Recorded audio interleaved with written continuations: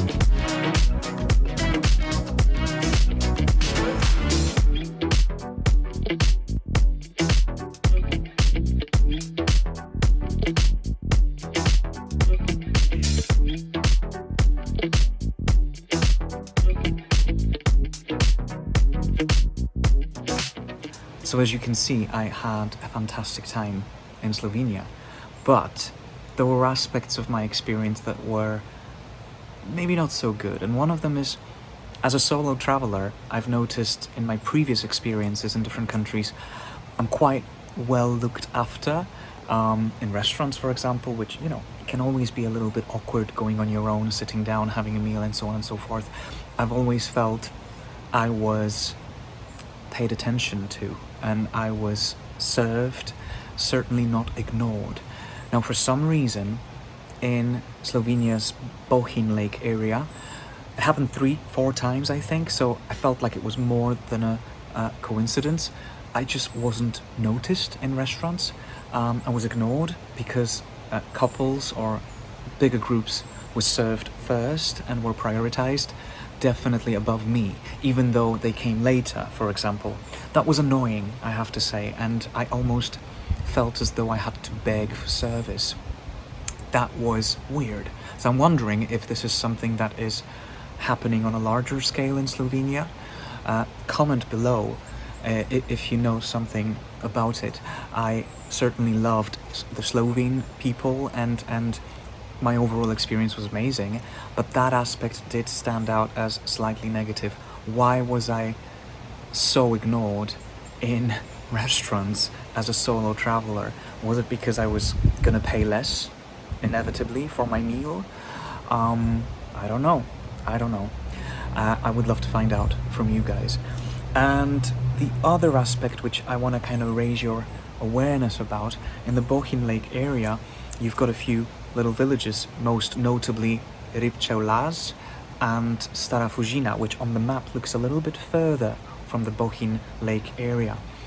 I wondered which one was going to be better to base myself in for the hiking trails, but also things like shops and so on and so forth. And I have to say, I'm so glad I made the right decision. My base was in Stara Fuzina, and it turned out perfect. It's just a beautiful village with, in fact, 2 shops. One of them opened also on Sunday.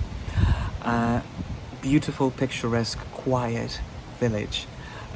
Whereas Rybcze, which I did eventually see and visited, I have to say it was not very impressive. In early July, perhaps maybe because it was high season already, it was just overrun by tourists. It was very, very busy. The restaurants didn't seem anything special in terms of, just wanting to sit down and having a nice kind of sit-down experience. For me, as a solo traveler, Rybcze was a bit like too much, not for me.